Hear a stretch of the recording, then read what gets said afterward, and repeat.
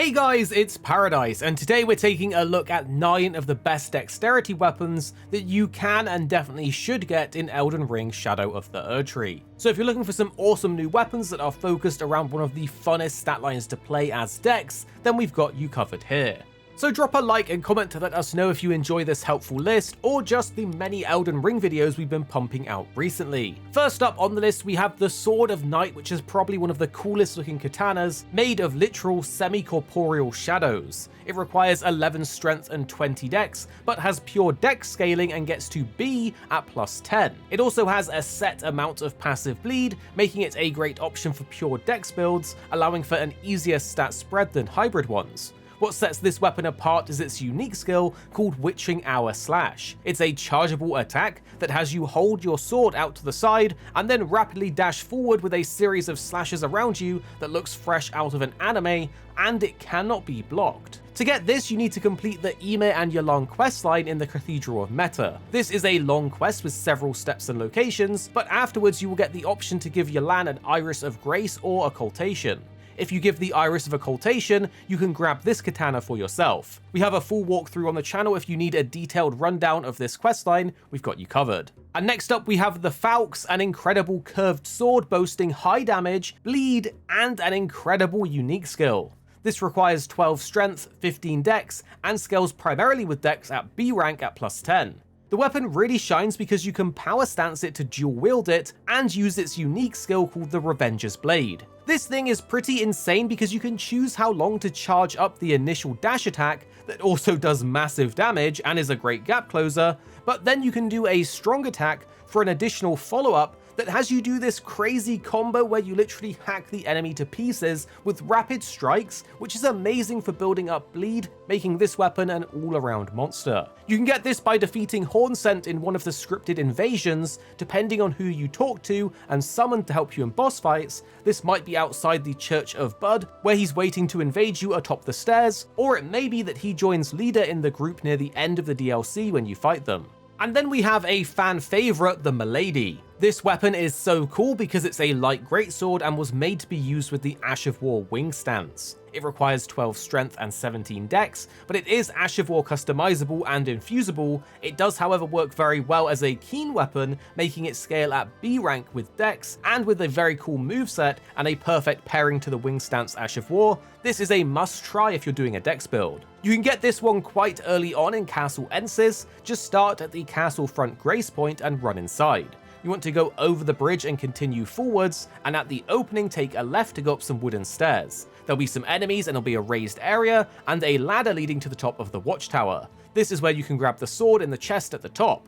And then if you want the wing stance, you can grab this nearby in the same castle at the Lord's Chamber grace point. Head outside the balcony and jump down to the left, looping around to the other side to parkour your way down, where you'll see another tower. Climb to the top, and at the very tip top of the tower, you'll find another chest with the stance inside. And on the theme of new weapon categories, we have to talk about the Backhand Blade. This is one of the most badass weapon types in the DLC, practically designed with dexterity in mind. It requires 10 strength and 13 dex, it's Ash of War customizable and infusible, but speccing it to keen will give you a whopping S tier scaling in dex, which is awesome. This thing is amazing to use with the Blind Spot skill or the Swift Slash Ash of War, and is becoming a top tier weapon for dex focus builds. But putting the meta to the side, this is a very fun weapon and a crazy new weapon type in general, being a Backhand Blade, and you can power stance it when you just have one of them, so it's the whole package, it's just very cool. Furthermore, you can get this right at the beginning of the DLC from the Scorched Ruins grace point. Just run northeast until you see a coffin with a bunch of enemies nearby, and it'll be a shiny item on the floor by the coffin. And then we have the incredible Claws of Night. This is a claw weapon with passive bleed and an awesome unique attack, which altogether makes it a powerhouse for dex users. It requires 8 strength and 20 dex, but has pure dex scaling with B rank at plus 10.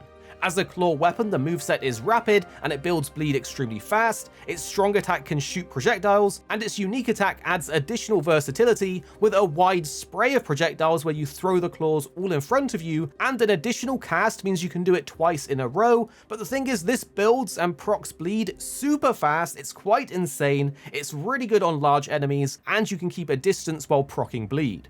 To get this, you need to progress to around halfway through the Ymir and Yalan questline, similar to the Sword of Night but without quite as much investment. Again, we have the full detailed walkthrough if you need it, but essentially, get to Ymir in the cathedral here on the map, and he'll ask you to ring 2 bells. One is located here, and the other is located here. Refresh the area with a fast travel point and go underneath Ymir's throne, where you will then be in a cool area, and walking forwards will get you invaded by the Sword Hand of Knight Anna. Defeating her will grant you this weapon. And then we have the Swift Spear. This is a regular spear and is Ash of War customizable and infusible, but if you spec it to Keen, you can get S tier in dex scaling, again making it great for dex builds. It requires 10 strength and a high 26 dex, but it hits that S tier scaling with Keen, which is awesome. It has an extra swift and fast moveset, as its name might suggest, and it's extremely light for a weapon. It might not be your primary weapon choice, but it's great in your offhand due to the speed of the strikes. You can grab this super early in the DLC from the Castle Front Grace Point. Just head down the road to the southeast, and in the checkpoint just down the road, you will actually see 3 soldiers with a dead body and a glowing item, and that glowing item will be this to pick up. And next we have Rakshasa's Great Katana. The Great Katana is a new type of weapon added in Shadow of the Erdtree, and this version is a unique weapon with fantastic dex scaling, passive bleed, and a pretty strong unique attack that has you cutting down enemies like weeds. It requires 12 strength and 27 dex with B scaling in dex at plus 10. But the Weed Cutter unique attack lets you do a scythe-like horizontal swings, which can be chained together with additional inputs for as long as you like and as long as you have stamina. Plus, it gives you decent hyper armor, making it great against enemies to just spam as long as you don't get hit by an extra strong attack.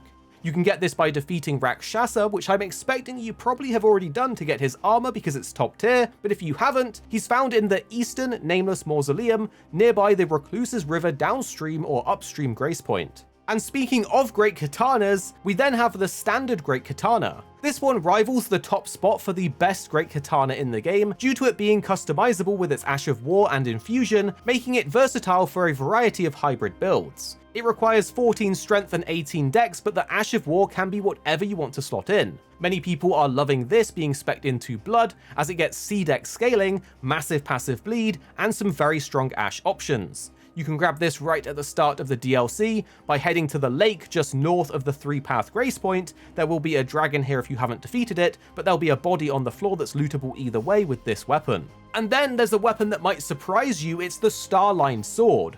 This awesome katana has one of the coolest unique attacks, and while it is somewhat of an int weapon, it actually primarily scales with dex. It requires 10 strength, 23 dex and 21 int, but has B scaling with dex at plus 10 and D in int and strength, making it obviously great for dex builds if you want to dip a little into magic. The unique attack on this is so awesome, it's Onz's Line of Stars. You imbue sorceress energy into the blade and basically turn it into an extended lightsaber as you unleash a rapid series of combos with up to 2 follow-up attacks, and each hit builds up and increases the damage of the combo. This is a must try just for the awesome skill. You can get this starting at the Cerulean Coast Grace Point, follow this route on the map into the fissures and towards the coast, where you'll find a boss to fight the demi-human queen who will drop this katana for you. But are there any extra dex weapons that we missed out? Tell us down below, or tell us which one on the list you liked the most. And make sure you're subscribed for more Elden Ring content coming your way very, very soon.